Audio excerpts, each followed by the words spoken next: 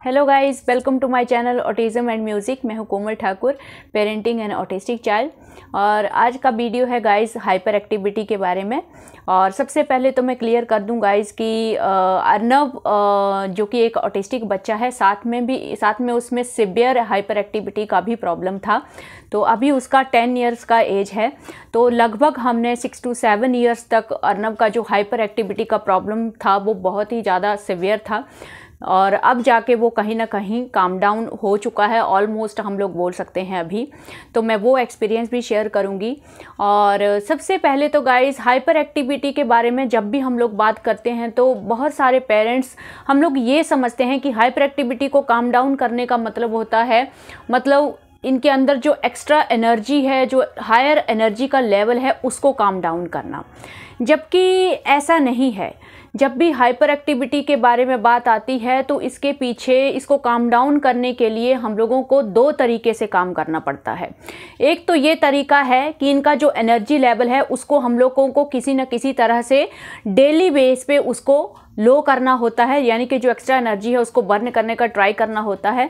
And the second look जो है वो हाइपर एक्टिविटी को देखने के लिए, because hyper activity extra energy level से तो होती ही है, साथ में ये जो हाइपर एक्टिव ऑटिस्टिक बच्चे होते हैं, इनका जो ब्रेन होता है वो बहुत ज़्यादा, मतलब ऐसे बोल रहे हो कि रेस्टलेस पोजीशन में होता है। तो जब तक आप ब्रेन को काम डाउन नहीं करेंगे, ये बच्चे रिलैक्स नहीं होंगे, मतलब ब्रेन वाइज ये थोड़ा काम नहीं रहेंगे, तब तक आप हाइपर एक्टिविटी को कंट्रोल नहीं कर पाओगे। चाहे आप उसकी एनर्जी को बस्ट कर दो, उसकी एनर्जी को आप बर्न कर दो कैसी भी एक्टिविटी से, लेकिन अगर आप उसके ब्रेन को रिलैक्स नहीं कर पा रहे हो, तब तक आप हाइपर एक्टिविटी को कंट्रोल नहीं कर पाओगे। ये मेरा पर्सनल मतलब पॉइंट ऑफ व्यू है हाइपर एक्टिविटी के बारे में, मैंने ये चीज़ देखी है। तो जो हमारा पहला पहलू है, मतलब हायर लेवल ऑफ एनर्जी, उसको बर्न करना, उसके लिए डेफिनेटली जो हैवी वर्क सेंसरी एक्टिविटीज़ होती हैं वो बहुत अच्छे से काम करती हैं। तो इसके लिए अगेन हम लोग आउटडोर एक्टिविटीज़ भी कर सकते हैं और इनडोर एक्टिविटीज़ भी कर सकते हैं। आउटडोर एक्टिविटीज़ में मैं सबसे टॉप प्रायोरिटी पे रखूँगी गाइस स्लाइडिंग और स्विंगिंग को, जो कि अर्नब को उनसे बहुत ज़्यादा बेनिफिट होता था, डेली अर्नब करता था। और साइकिलिंग, ये मैं टॉप प्रायोरिटी रखूँगी अर्नब की हाइपर एक्टिविटी को काम डाउन करने में। इन 3 चीज़ों का बहुत ही ज़्यादा, मैं बोल सकती हूँ कि बहुत ज़्यादा बेनिफिट हुआ था इन सब चीज़ों से। इवन जब अर्नब स्कूल जाता था तो मैं स्कूल जाने से पहले, उसके रास्ते में ही पार्क था, स्कूल जाने से पहले मैं थोड़ा उसको स्विंगिंग करवाती थी, और स्कूल से आने के बाद भी मैं उसको स्विंगिंग करवाती थी, सो दैट कि उसका ब्रेन थोड़ा रिलैक्स हो। और स्लाइडिंग, जिसमें बच्चा बार बार चढ़ता है तो मतलब कितना ज़्यादा एनर्जी उसमें बर्न होता है। तो आप सोच लो, अर्नब इतना ज़्यादा हाइपर एक्टिव था कि लगभग वो 50 टाइम स्लाइड पे अप डाउन करता था, फिर भी वो थकता नहीं था। तो बहुत ज़्यादा अर्नब ने ये चीज़ें यूज़ की हैं। और थर्ड, साइकिलिंग। हम लोगों के लिए साइकिलिंग बहुत ज़्यादा बेनिफिट देती है गाइस। साइकिलिंग आप देख लो तो साइंटिफिकली भी ये चीज़ें प्रूव्ड हैं कि साइकिलिंग करने से हमारा जो ब्रेन है वो भी रिलैक्स होता है, प्लस जो हमारा जो हायर एनर्जी लेवल है हाइपर एक्टिव ऑटिस्टिक बच्चों का, वो भी काम डाउन होता है। तो ये मैं आउटडोर एक्टिविटीज़ में इन 3 चीज़ों को टॉप प्रायोरिटी पे रखूँगी। इंडोर हैवी वर्क एक्टिविटीज़ आप लोग क्या कर सकते हो, घर पे जो भी हमारा चेयर्स होते हैं, चेयर उठवा सकते हो, या फिर किचन में जो हैवी, मतलब आपके जैसे दाल के डिब्बे होते हैं या चीनी के डिब्बे होते हैं जो हैवी होते हैं, तो आप बच्चे को इंस्ट्रक्शन भी दे सकते हो उनको एक जगह से उठा के उसको दूसरी जगह पे लेके जाने के लिए, या घर पे जैसे लॉन्ड्री बैग होता है बड़ा सा, जो भी हैवी वर्क एक्टिविटीज़ आप घर पे करवा सकते हो वो आप करवा दीजिए। तो ये सब हम लोगों को एक्चुअली डेली बेस पे करना होता है। एंड अब बात आती है कि जो दूसरा उसका पहलू है हाइपर एक्टिविटी का, कि हम बच्चे के ब्रेन को कैसे रिलैक्स करेंगे। बिकॉज जो एनर्जी लेवल है उसको काम डाउन करने के लिए बहुत सारे तरीके हैं। लगभग हैवी वर्क एक्टिविटीज़ जो हैं वो ईज़िली हम लोगों को अवेलेबल हो जाती हैं, आउटडोर भी इंडोर भी, तो वो चीज़ हो जाती है। लेकिन फिर भी हमारे बच्चे जो हैं वो काम डाउन नहीं होते हैं। बहुत सारे पेरेंट्स ये कंप्लेंट भी करते हैं। तो ऐसा इसलिए होता है गाइस क्योंकि आप दूसरे पहलू के ऊपर नज़र नहीं डालते हैं, उसका भी बहुत बड़ा रोल होता है। तो आपको उसके ब्रेन को भी रिलैक्स करना होता है, तब जाके उसका हाइपर एक्टिविटी थोड़ा काम डाउन होगा, उसका फोकस अटेंशन इंक्रीज होगा और उसका जो लर्निंग प्रोसेस है वो शुरू हो सकता है। तो जो इसके लिए मतलब ब्रेन को रिलैक्स कैसे रखना है, तो इसके लिए मैं अपने एक्सपीरियंस से मेरी जो टॉप प्रायोरिटी रहेगी उसके लिए सबसे पहला है म्यूज़िक। बिकॉज़ ये ऐसी चीज़ है गाइस जिसको मैंने यूज़ किया, लेकिन स्टार्टिंग में मुझे बिल्कुल नॉलेज नहीं था कि म्यूज़िक से हाइपर एक्टिविटी काम डाउन होती है। सच में मुझे नहीं पता था। तो ये एक कोइंसिडेंस था, बिकॉज़ म्यूज़िक से मुझे भी बहुत ज़्यादा इंटरेस्ट था, शादी से पहले, शादी के बाद भी। तो मैं बहुत ज़्यादा मतलब म्यूज़िक सुनती थी ईयरफोन से। तो अर्नब के आने के बाद तो स्ट्रेस और ज़्यादा बढ़ गया, तो मैं और ज़्यादा मतलब म्यूज़िक को थोड़ा सा ज़्यादा सुनने लगी। तो उसी दौरान मैं क्या करती थी कि रात को सोने से पहले मुझे हैबिट था कि ईयरफोन से म्यूज़िक सुनना है, उसके बाद सोना है, और ये हैबिट मुझे शादी से पहले भी था। तो मैं क्या करती थी कि अर्नब को एक ही ईयरफोन हम लोग यूज़ करते थे, एक मैं अपने ईयर्स में डालती थी और एक अर्नब को डालती थी। तो सोचिए अर्नब उस टाइम पे 2, 2.5 या 3 साल का होगा और उसका रिस्पॉन्स म्यूज़िक के लिए बहुत अच्छा आता था। मानो पता नहीं उसके ऊपर क्या मतलब एक मैजिकल सा इफेक्ट होता था, और वो मतलब जैसे उसका स्ट्रीमिंग वगैरह सब बंद हो जाता और वो कुछ देर के लिए ऐसा लगता था कि अर्नब है भी कि नहीं है आसपास में, मतलब वो मतलब बिल्कुल काम डाउन हो जाता था। तो अगर आपको इस चीज़ पे डाउट है तो मत करो, म्यूज़िक का बहुत ज़्यादा हाथ है ब्रेन को रिलैक्स करने के लिए। और यही वजह है कि म्यूज़िक सुन सुन के अर्नब का गानों के लिए काफ़ी ज़्यादा इंटरेस्ट बढ़ा और उसको मतलब म्यूज़िक उसका एक मतलब आप समझ लो कि एक हॉबी बन गया, और इतने अच्छे तरीके से उसने म्यूज़िक को अडॉप्ट किया। तो इसके बारे में आप बिल्कुल डाउट मत कीजिए और म्यूज़िक का यूज़ ज़रूर कीजिए, स्पेशली ऑटिस्टिक बच्चों के लिए। तो ये जो वाइब्रेशन होती हैं म्यूज़िक में, ये ब्रेन में एक सूथिंग सा इफेक्ट लाती हैं। आप खुद सुनो, अगर आप खुद भी म्यूज़िक सुनते हो तो सेम इफेक्ट आपको भी महसूस होता है, तो सेम इफेक्ट हमारे ऑटिस्टिक बच्चों को भी महसूस होता है। और इसमें अगर कुछ लोग बोलते हैं कि हम इंट्रोड्यूस कैसे करें, मतलब बच्चा रिस्पॉन्स नहीं करता है, तो वो बच्चे रिस्पॉन्स नहीं करेंगे जिनको क्या बोलते हैं सेंसरी इशू है, जो नॉइस अपने अंदर नहीं ले सकते हैं, नॉइस मतलब ज़्यादा बर्दाश्त नहीं करते हैं, उनको थोड़ा प्रॉब्लम हो सकता है। लेकिन उनको भी आप बिल्कुल लो वॉल्यूम पे स्टार्ट करोगे तो उनके लिए भी वो एक हीलिंग का काम करता है। तो मैं प्रेफर करूँगी कि जब बच्चे रात को सोते हैं, जैसे अंधेरा हो जाता है, आप जब लाइट बंद कर देते हो तो बच्चा ज़्यादा कुछ करता नहीं है उठ के, मतलब दिन में तो वो भागते हैं, तो लेकिन रात को जब सोते हैं उस टाइम पे थोड़ा इंट्रोड्यूस कराने की कोशिश करो, तो देखिए कि कैसा इफेक्ट आता है। बिकॉज उस टाइम पे लाइट बंद है, उसका ध्यान किसी और चीज़ पे नहीं जाएगा, जो इनपुट उसके ईयर्स में जा रही है उसका पूरा फोकस उसी के ऊपर होता है। एंड आई थिंक वो चीज़ आपके लिए भी काम करेगी, क्योंकि बिकॉज मैंने भी अर्नब को उसी तरीके से स्टार्ट किया था, फिर उसके बाद वो डे में भी सुनने लगा, कोई प्रॉब्लम नहीं आती थी। तो ये आई थिंक एक ऐसा तरीका है जिसको हम लोग हर जगह पे कर सकते हैं। बाहर जाके बच्चों को यूट्यूब पे वीडियो दिखाने से अच्छा है, अगर बच्चा तंग कर रहा है और आपको कुछ ज़रूरी काम करना है तो उसको हम लोग ईयरफोन लगा के म्यूज़िक दे सकते हैं। वो इतना ज़्यादा ऑड भी नहीं लगता है और वो हैबिट पड़ जाए तो साथ साथ में बच्चे का जो हीलिंग प्रोसेस है वो भी हो रहा है, ब्रेन भी रिलैक्स हो रहा है और आपका काम भी निकल रहा है। तो मुझे तो ये टॉप लेवल की एक्टिविटी लगती है हाइपर एक्टिव बच्चों को काम डाउन करने के लिए। दूसरी चीज़ जो मैंने यूज़ की थी वो था ब्रीदिंग। आप बच्चों को बहुत इजी तरीके से ब्रीदिंग सिखा सकते हो। अर्नब का मेडिटेशन का वीडियो मैंने चैनल पे अपलोड किया है। डेफिनेटली स्टार्टिंग में अर्नब को समझ में नहीं आता था कि ब्रीदिंग क्या है और कैसे करना है, और आपने भी सुना होगा ब्रीदिंग का बहुत ही अच्छा इफेक्ट होता है और क्विक इफेक्ट होता है। अगर किसी हाइपर एक्टिव बच्चे को आप मेडिटेशन सिखाते हो, मेडिटेशन तो मतलब बहुत डीप भी नहीं होती, आपको जस्ट ब्रीदिंग सिखाना है जिसमें आप काउंटिंग बच्चे से करा लो, 1 2, तो थोड़ा सा इंटरेस्ट आएगा। एंड होगा क्या, जैसे ही आप उसको ब्रीदिंग करने के लिए बोलते हो तो बच्चा कुछ टाइम के लिए जो भी उसके दिमाग में चल रहा है उस चीज़ को वो साइड में कर देता है, मतलब एकदम से उसका जो फोकस है ब्रीदिंग के ऊपर आ जाता है, बिकॉज उसी की बॉडी में ये प्रोसेस हो रहा है। तो उसका जो मतलब कॉन्सेंट्रेशन है एकदम से अच्छा हो जाता है और थोड़ा सा ब्रेन जो है वो थोड़ा सा रिलैक्स होने लगता है। तो वो जो रेस्टलेसनेस दिखती है हम लोगों को हाइपर एक्टिव बच्चों में, वो थोड़ी सी काम डाउन हो जाती है।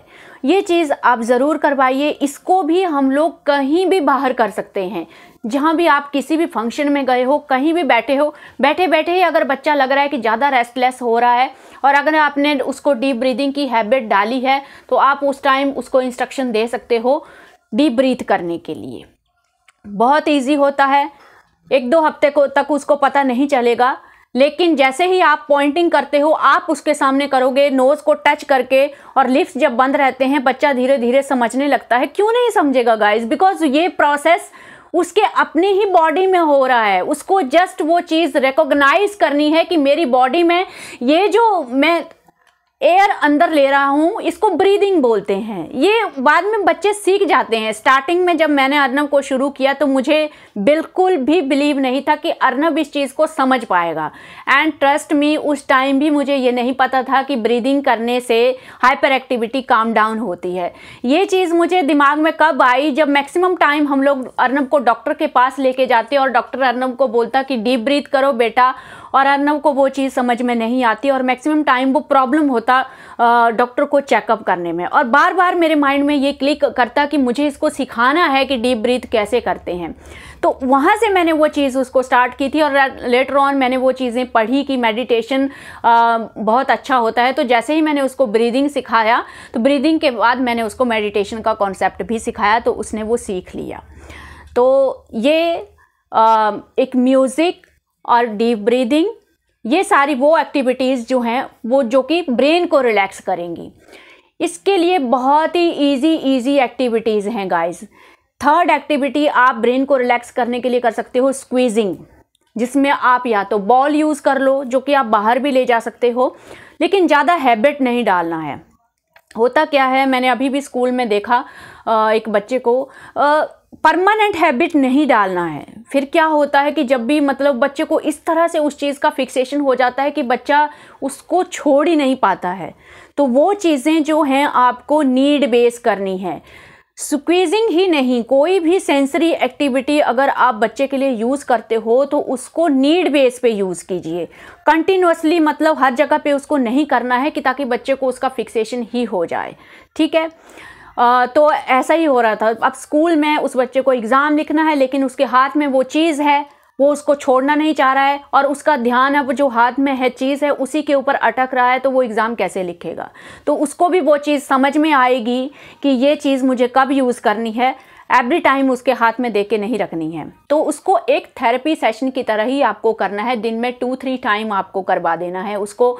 स्क्वीजिंग में बहुत सारी ऑप्शन मिल जाती है, बॉल्स यूज़ कर सकते हो, आप डो यूज़ कर सकते हो। स्पेशली अर्नब को मैंने आटा यूज़ किया था, जब भी हम लोग गूंदते थे तो मैं तो उसको, आप हैंड वॉश कराइए और उसके बाद आटे को आधा गूंद के उसके सामने रख दीजिए, बच्चा उसको स्क्वीज़ करते रहेगा, वो बाहर तो गिरेगा नहीं। वो जितना ज़्यादा उसको स्क्वीज करेगा जॉइंट कंप्रेशन की वजह से, वो उतना ही ज़्यादा ब्रेन के लिए रिलैक्सिंग एक्टिविटी साबित होती है।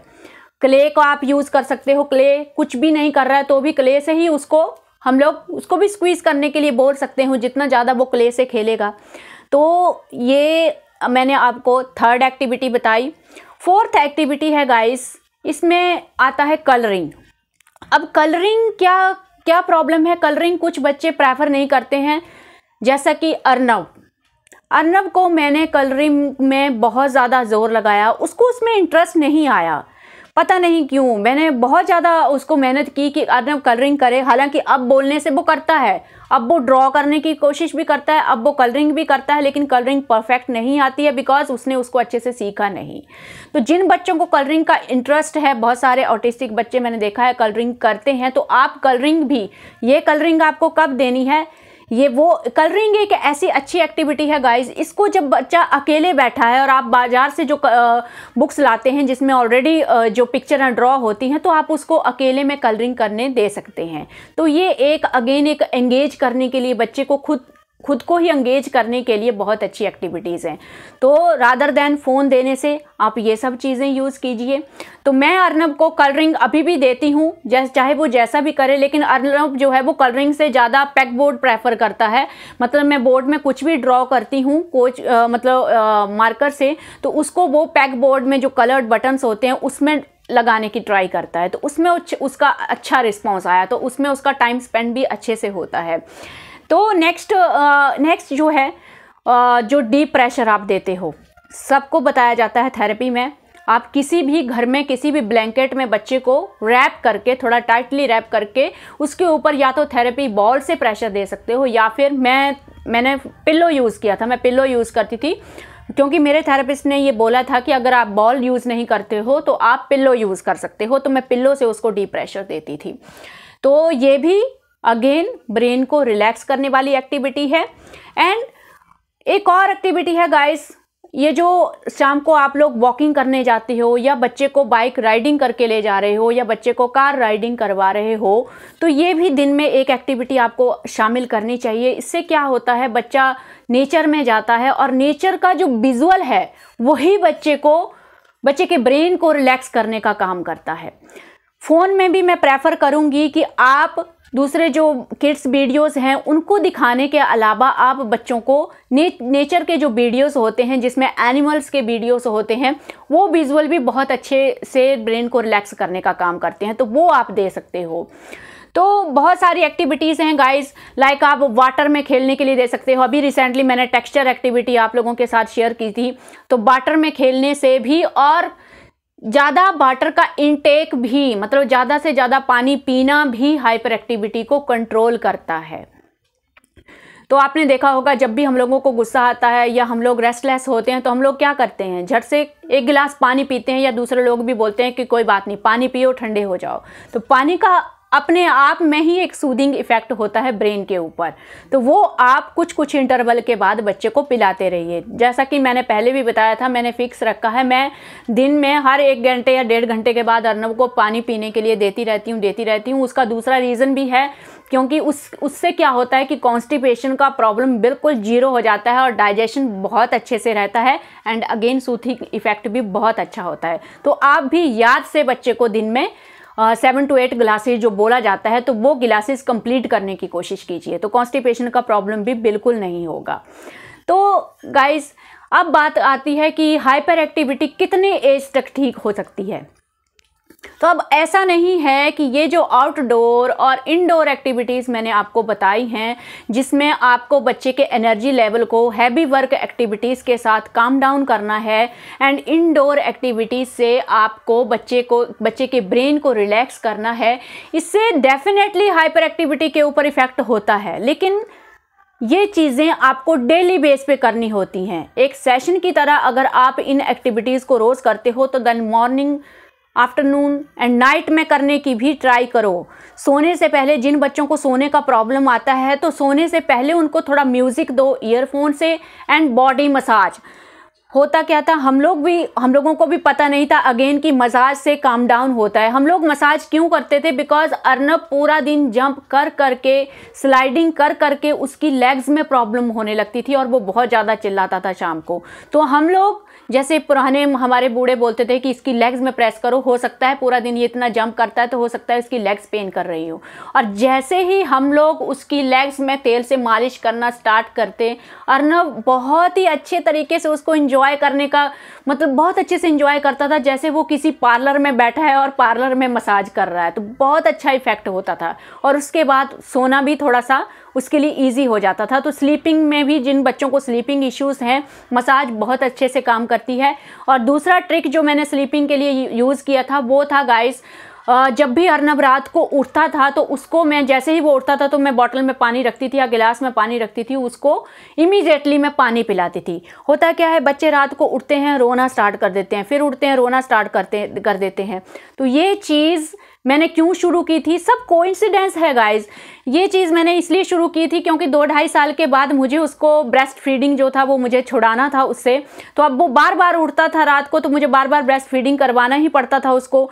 मेरे लिए ब्रेस्ट फीडिंग छुड़ाना बहुत ज़्यादा मुश्किल हो गया था, बिकॉज ब्रेस्ट फीडिंग के अलावा ऐसा कोई तरीका ही नहीं था जिससे हम लोग रात को उसको चुप करा सकते थे, बिकॉज बहुत ज़्यादा रोता था, कंटिन्यूसली रोता था। तो इस चक्कर में मुझे बहुत ज़्यादा प्रॉब्लम हुआ, फिज़िकली भी बहुत ज़्यादा प्रॉब्लम हुआ। उसके बाद मैंने डिसाइड किया कि मैं कम्प्लीटली छोड़ दूँगी, और मैंने खुद से ही सोचा कि मैं इसको कुछ ना कुछ मुंह में लेना है, पानी पीना है या ब्रेस्ट फीडिंग करना है, तो इसे डायरेक्ट मैं इसको पानी पिलाती हूँ। तो मैंने ये चीज़ स्टार्ट की कि जितनी बार वो 4-5 बार रात को उठ रहा है तो उसको बार बार मैं उसको पानी का घूंट पिला रही हूँ, पानी का घूंट पिला रही हूँ।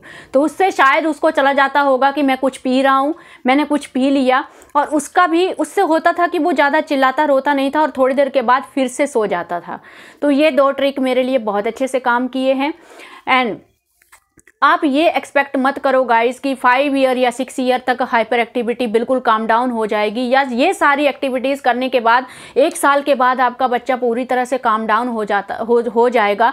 तो अगेन आप डिमोटिवेट होंगे, बिकॉज ये एक लंबा प्रोसेस है जिसको 5-6 ईयर तक आप जब ये एक्टिविटीज़ करते रहते हो तब जाके 7 ईयर या 8 ईयर के बाद आपको वो इफ़ेक्ट दिखने लगता है।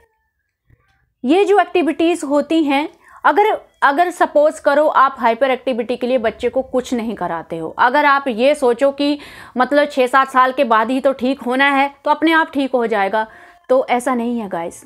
अगर आप एक्टिविटीज़ नहीं करवाओगे, कुछ सोल्यूशन नहीं निकालोगे, तो बच्चा पूरा दिन रेस्टलेस रहेगा और उसका बिहेवियर इतना ख़राब हो जाएगा कि उसको कंट्रोल करना ही मुश्किल हो जाएगा। बाद में चाहे हाइपर एक्टिविटी ठीक भी हो जाएगी तो आप कुछ सिखा नहीं पाओगे उसको। अगर आप एक्टिविटीज़ करके उसको थोड़ी देर के लिए काम डाउन नहीं करोगे तो ना तो वो कॉन्सेंट्रेट कर पाएगा, तो कुछ आप सिखा भी नहीं सकते उसको। बिहेवियरल इश्यूज़ इतने ज़्यादा बढ़ जाएंगे।